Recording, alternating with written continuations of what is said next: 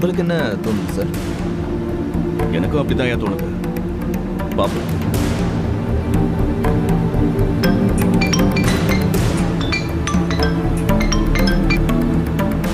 சொல்லுங்க Kishore. Sir, CCTV footage எல்லாம் check பண்ண சொன்னீங்கல்ல, செக் பண்ணி பார்த்ததுல அந்த கார்த்திக் பையன் ஆரஸ்புரம் உண்மை இருக்குல்ல சார், அங்கிருந்து ஒரு வேன்ல ஏறி எஸ்கேப் ஆயிருக்கான் சார். இப்போ அந்த ஃபுட்டேஜை உங்க போனுக்கு அனுப்பி வைக்கிறேன் சார். அந்த வண்டி பத்தி ஏதாவது டீடைல் தெரிஞ்சுதா? அது சென்னை வண்டி தான் சார். ஏதோ வெல்கம் டிராவல்ஸா சார்? ஓகே, நான் பாத்துக்கிறேன். Okay sir.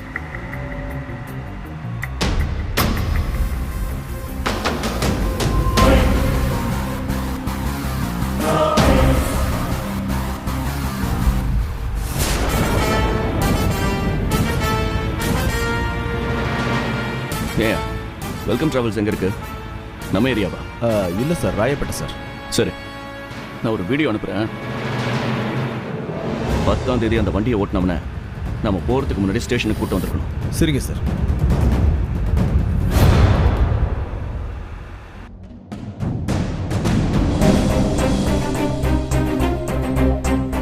Good morning sir. ஐயோ ஐயா வந்துட்டாரியா? Good morning sir. வணக்கம் சார். வேலையை பாருங்க.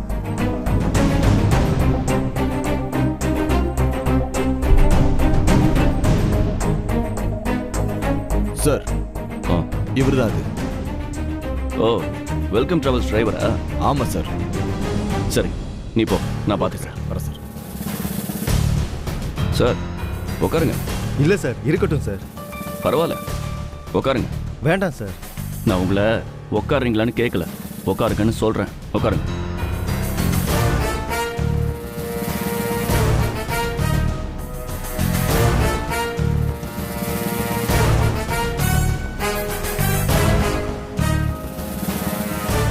இவனுக்கு உங்களுக்கு என்ன சம்பந்தம்? எந்த சம்பந்தமும் இல்லை சார். லெஃப்ட் கேட்டாரு, கொடுத்தேன், அவ்வளோதான் சார். உண்மையாவா? அம்மா சத்தியமா யாருன்னே தெரியாது சார். பேர் கூட கேட்கல. அவசரமா சென்னை போகணும்னு சொன்னாரு, பணம் கொடுத்தாரு, அதான் ஏத்திட்டு வந்தேன் சார். ஓ, அப்போ பணம் கொடுத்தா யாரை வேணா ஏற்றிட்டு வந்துடுவீங்களா? இவன் யார் தெரியுமா? ஜெயிலேருந்து தப்பிச்ச ஒரு கைதி, அக்யூஸ்ட்.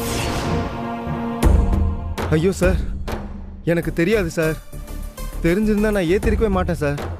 என் ஓனருக்கு மட்டும் தெரிஞ்சா என்னை கொன்னே போட்டுருவார் சார். என்னை விட்டுருங்க சார், ப்ளீஸ் சார். சரி, இவனை எங்கே இறக்கி விட்டீங்க?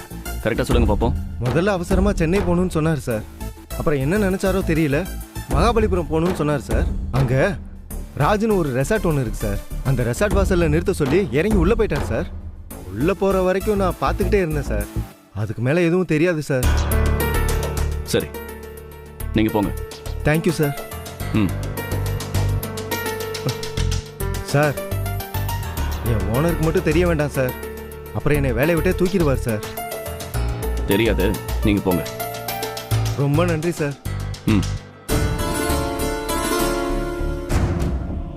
சென்னை வரணும், மித்ராவை பழி வாங்கணும்னு வெறியோட கிளம்பிடாம எதுக்கு டைவர்ட் ஆகி மகாபலிபுரம் ரெசார்ட்டுக்கு போகணும்?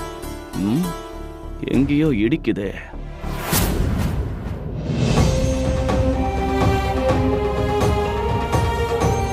தானியா, தானியா, தானியா. ஏன் அவ அங்க உட்கார்ந்திருக்கா?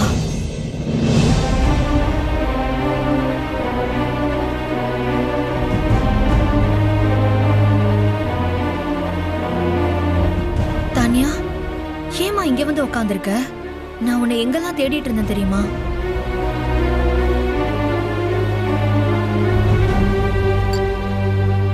தானியா, என்னாச்சுமா? நீ ஸ்கூல் விட்டு வந்து இவ்ளோ நேரம் ஆச்சு. இவ்ளோ நேரம் யூனிஃபார்ம் கூட மாத்தாம இங்க என்ன பண்ணிட்டு இருக்க? தானியா,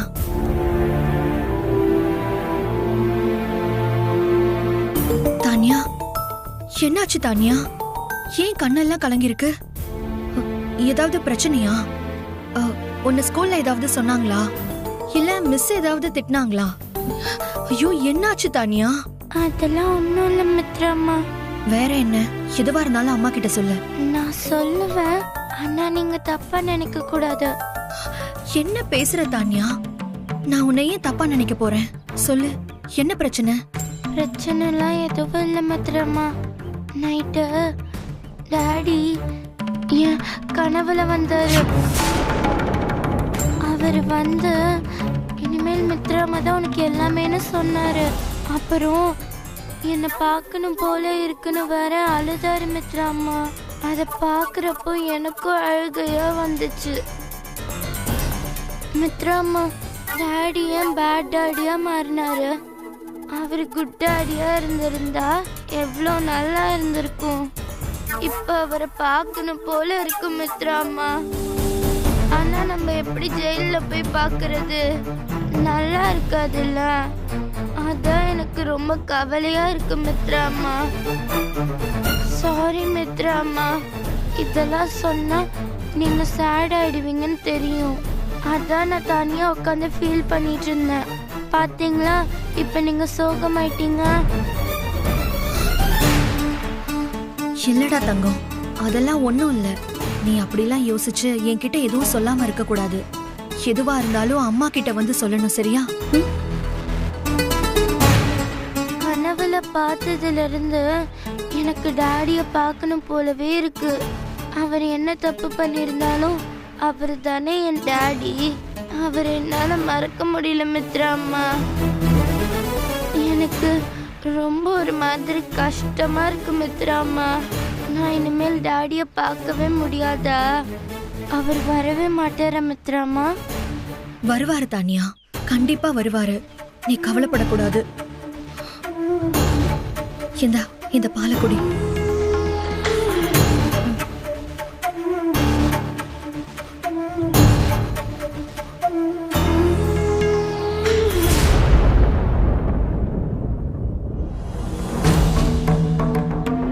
கார்த்திக் வினய் குடும்பத்தை கொலை பண்ண முயற்சி பண்ண கேஸ்ல ஃபர்ஸ்ட் அரெஸ்ட் ஆயிருக்கான். அடுத்து கண்டிஷன் பெயில்ல வெளியே வந்திருக்கான். வெளியில வந்ததும் நேரா சென்னைக்கு வினய் வீட்டுக்கு தான் மித்ராவை பார்க்க போயிருக்கான். அப்போ கார்த்தியோட பொண்ணு மித்ராவோட பாதுகாப்புல இருந்திருக்கா. குழந்தைய பார்க்க போயிருக்கலாம்னு யோசிச்சாலும் அடுத்த 2 நாள்ல மித்ராவை கடத்தி கோயம்புத்தூருக்கு கொண்டு போய் கட்டாய கல்யாணம் பண்ண பார்த்திருக்கான். அந்த கேஸ்ல மறுபடியும் பெயில்ல வர முடியாதபடிக்கு ஜெயிலுக்கு போயிருக்கான்.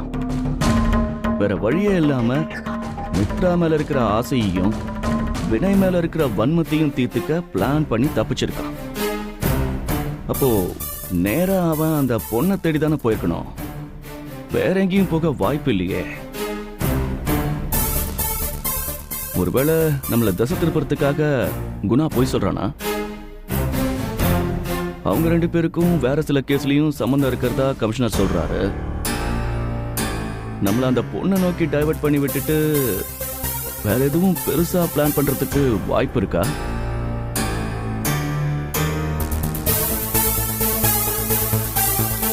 Sir, good morning sir. Morning. உட்காருங்க.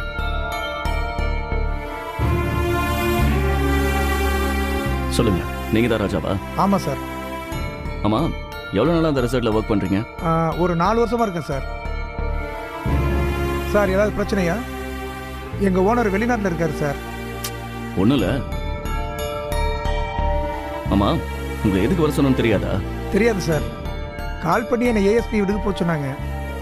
போகும்போது ரிஜிஸ்டர் டாக்குமெண்ட்ஸ் எல்லாம் கொண்டு போக சொன்னாங்க. அதெல்லாம் கொண்டு வந்திருக்கேன் சார். நாங்கள் எல்லாமே ரூல்ஸ் படி தான் பண்ணுறோம். எதுவும் பிரச்சனை வரக்கூடாதுன்னு ஓனர் ரொம்ப ஸ்ட்ராங்காக சொல்லியிருக்காரு. இல்லீகலாக எதுவும் பண்ணக்கூடாதுன்னு கண்டிஷனாக சொல்லித்தான் என்னை வேலைக்கே சேர்த்தாங்க சார். நானும் அப்படித்தான் எல்லாத்தையும் பண்ணிட்டு இருக்கேன் சார். ஏதாவது பிரச்சனையா சார்? Okay, cool cool. நான் உங்ககிட்ட எதுவும் கேட்கவே இல்லையே. இல்லை சார், திடீர்னு வர சொல்லியிருக்கீங்க. என்னமோ ஏதோன்னு ஒரு பயம்தான் சார். சரி, உங்க ரெசார்ட்ல 10ஆம் தேதி கார்த்திக்னு ஒருத்தர் ரூம் புக் பண்ணாரா? சார், பார்த்து சொல்கிறேன் சார். பாருங்க.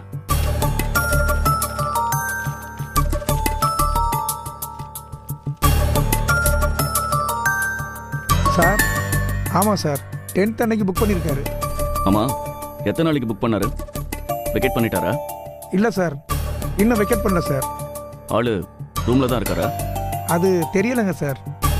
வந்த அன்னைக்கு தான் நான் பார்த்தேன் சார். அதுக்கப்புறம் நான் பார்க்குறப்பெல்லாம் ரூம் லாக்கில் தான் சார் இருந்தது. என்கிட்ட கீ கொடுக்கல சார்.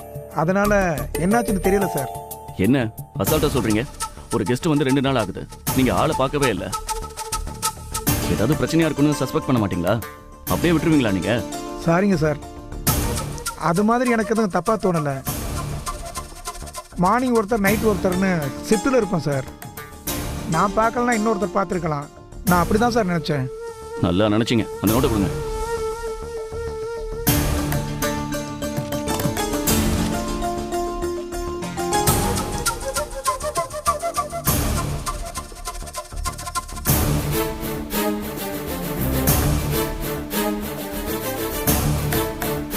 ஆமா, இது என்ன? கார்த்திக் ரூம் ஆப்போசிட் ரூம்ல அதே நாள் ஒரு ஃபேமிலி செக் இன் பண்ணிருக்காங்களே. ஆமாம் சார், அந்த ஃபேமிலி தான் ஃபர்ஸ்ட் வந்தாங்க சார். 2 ரூம் புக் பண்ணியிருந்தாங்க சார். அதுக்கப்புறம் தான் கார்த்திக் வந்தார் சார். அது எப்படி நீங்க ரிஜிஸ்டர் பார்க்காமலே சொல்றீங்க? ஆமாம் சார், அவங்க 3 டேஸ் புக் பண்ணியிருந்தாங்க சார். ஆனால் அவங்க வந்த அன்னைக்கு நைட்டு நடு ராத்திரியில் வெக்கேட் பண்ணிட்டு போயிட்டாங்க சார். காசை பற்றி கூட அவங்க பெருசாக கவலைப்படலைங்க சார். அதனால தான் ஞாபகம் வச்சுருக்கேன் சார்.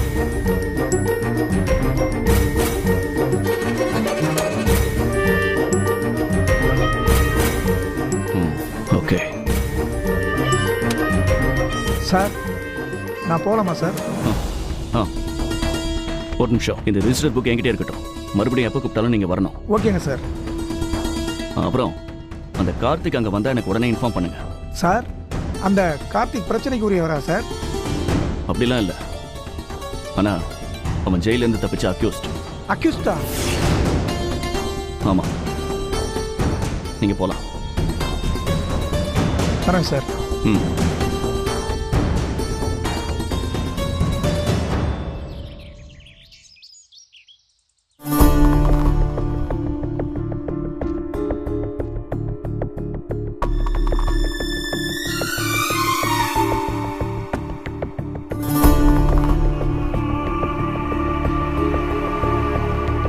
இந்தாங்க சார்.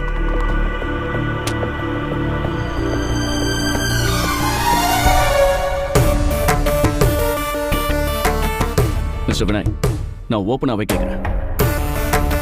10ஆம் தேதி குடும்பத்தோட டைம் ஸ்பெண்ட் பண்ணலான்னு மகாபலிபுரத்தில் இருக்கிற ராஜ் ரெசார்ட்ஸ்க்கு போயிருக்கீங்க.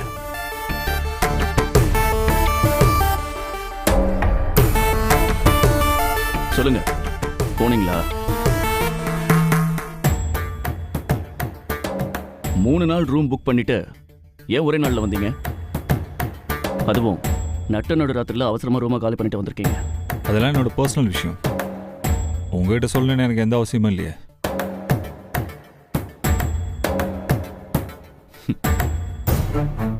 வினய், அவசியம் இருக்கு. என்னதான் உங்க பர்சனலா இருந்தாலும் ஒரு போலீஸா நான் கேட்கிறப்ப நீங்க அதுக்கு பதில் சொல்லி தான் ஆகணும். அதுக்கெல்லாம் எந்த அவசியமும் இல்லை. ஏன்னா எனக்கும் லா தெரியும்.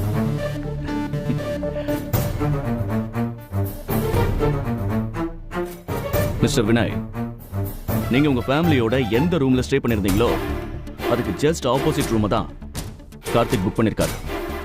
அது உங்களுக்கு தெரியுமா?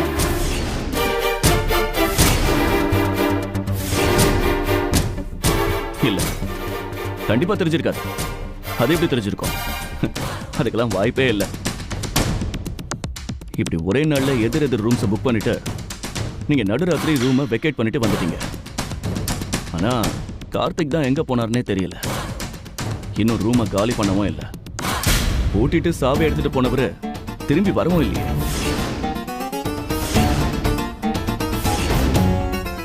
டூப்ளிகேட் கீ வச்சு ரூம் ஓபன் பண்ணி பார்த்தா அவர் திங்ஸ் எல்லாம் அப்படியே தான் இருக்கு. அப்போ கூட்டி கழிச்சு பார்த்தா எங்கேயோ உதைக்குதுல்ல? சார், எனக்கு கூட்டி கழிச்சு பார்க்கலாம் தெரியாது சார். இங்க பாருங்க மிஸ்டர் வினய், நான் ஸ்டார்டிங்ல இருந்தே உங்ககிட்ட நல்ல விதமா நடந்துக்க தான் முயற்சி பண்றேன். ஆனா நீங்க எதுக்குமே கோஆபரேட் பண்ண மாட்டேங்கிறீங்க. உங்க ஃபேமிலியை பழி வாங்கணும்னு உங்க மனைவியை தேடி வந்த ஒருத்தன் திடீர்னு காணாம போயிருக்கான்.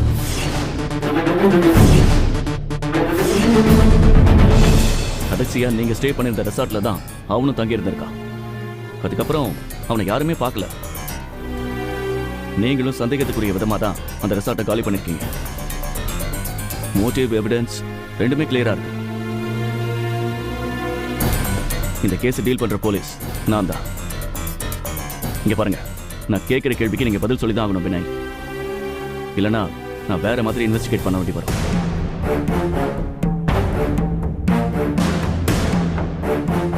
என்ன சார் மிரட்டுறீங்களா?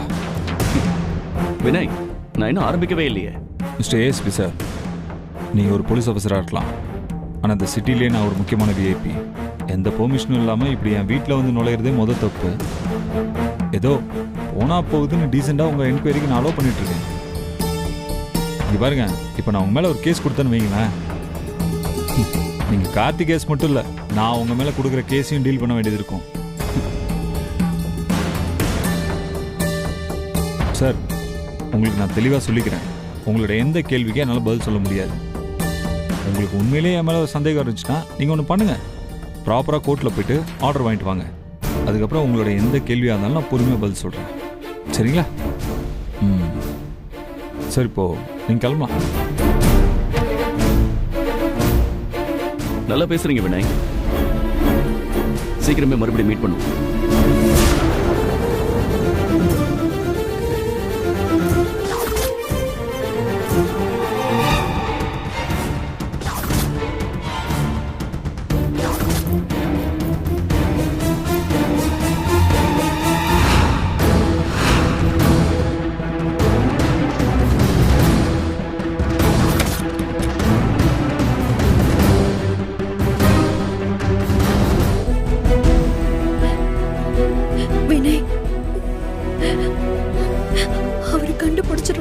அதெல்லாம் ஒன்றும் இல்லை, பயப்படாத, பார்த்துக்கலாம்.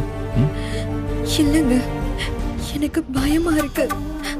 ஆபத்து நம்மள நெருங்கி வந்துட்டு இருக்குன்னு தோணுதுங்க. மித்ரா, இதெல்லாம் நம்ம எதிர்பார்த்தது தான். போலீஸ்னா நீ என்ன நினைச்ச? இப்படிதான் பேசுவாங்க, இப்படிதான் செய்வாங்க. இதெல்லாம் எப்படி டீல் பண்ணணும்னு எனக்கு நல்லாவே தெரியும் மித்ரா. நீ அமைதியா இரு. எப்படி அமைதியாக இருக்க முடியும்? வந்தவன் ஏதோ ஆதாரம் இருக்கு, அது இதுன்னு ஏதோ சொல்கிறான்டா. நினச்சி பார்க்கவே பயமாக இருக்குடா. இதையெல்லாம் எப்படா சமாளிக்கிறது? பண்ணலாம் சார். அந்த ஏஎஸ்பிக்கு ஈகோ ஹர்ட் ஆயிடுச்சுன்னு நினைக்கிறேன். அடுத்தவன் என்ன வேணா செய்வான். சார், நீ ஒன்று பண்ணு, நம்ம லாயர் நாராயணன் சார் இருக்கார்ல, அவருக்கு கால் பண்ணு.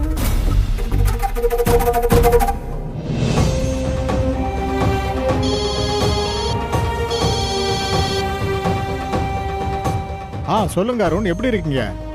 நான் நல்லா இருந்ததுக்கு சார் உங்களுக்கு ஃபோன் பண்ணுறேன். பிரச்சனை சார், அதான் உங்களுக்கு ஃபோன் பண்ணேன். மாப்பிள்ளை உங்ககிட்ட பேசணும்னு சொன்னா பேசுங்க. Yes please. Hello sir. சொல்லுங்க வினய். சார், கொஞ்சம் முக்கியமான விஷயம், இமிடியட்டாக உங்கள் ஹெல்ப் தேவைப்படுது. கொஞ்சம் வீடு வரைக்கும் வந்துட்டு போக முடியுமா? சாரி வினய், நான் எங்கள் காலனி ஆட்களோடு சேர்ந்து காசி ராமேஸ்வரன்னு 30 days ட்ரிப்பில் வந்துட்டேன். என்ன சார் ரொம்ப அசால்ட்டாக சொல்கிறீங்க? இங்கே தலை போகிற பிரச்சனையில் இருக்கேன் சார். இந்த மாதிரி எங்கேயாவது போகும்போது சொல்லிட்டு போனீங்கன்னா யூஸ்ஃபுல்லாக இருக்குங்களா? என்ன வினய் இவ்வளோ டென்ஷன் ஆகுறீங்க? இப்போ என்ன, உங்களுக்கு ஒரு நல்ல லாயர் தானே வேணும்? நான் சஜஸ்ட் பண்ணுறேன். இல்லை சார், அதெல்லாம் செட்டே ஆகாது. விஷயம் கொஞ்சம் காம்ப்ளிகேட்டடு. புதுசாக வரவங்களுக்குலாம் அது தெரியுமா தெரியாதுன்னு எனக்கு தெரியலையே. அதுக்கெல்லாம் நீங்கள் ஒரி பண்ணிக்கவே வேண்டாம். என்கிட்ட ஜூனியராக ப்ராக்டிஸ் பண்ண ஒரு பொண்ணு இருக்கா, ரொம்ப பிரில்லியன்ட்டு. எல்லா விஷயத்துலையும் ரொம்ப ஸ்டஃப்பாக இருக்கிற ஆள். அவள் கண்டிப்பாக உங்களுக்கு ஹெல்ப் பண்ணுவாள். சார், நம்பலாமா? தாராளமா. என்ன நம்புற அளவுக்கு அவளையும் நீங்கள் நம்பலாம். சரி, அப்போது உடனே அவங்கள கால் பண்ண சொல்லுங்கள். இம்மிடியட்டாக பண்ண சொல்கிறேன். அப்புறம் அந்த பொண்ணு பேர் மாயா, உங்களுக்கு கால் பண்ணுவா, நீங்களே பேசிக்கோங்க. Okay sir, thank you.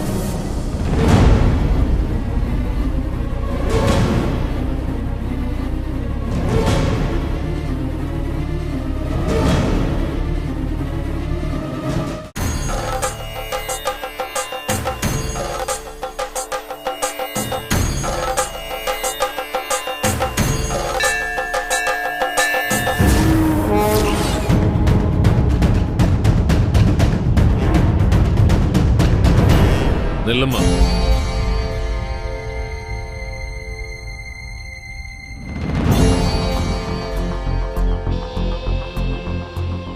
என்னம்மா, நீ பண்ணின பாவத்துக்கு பிராயச்சித்தம் தேடி வந்திருக்கியா?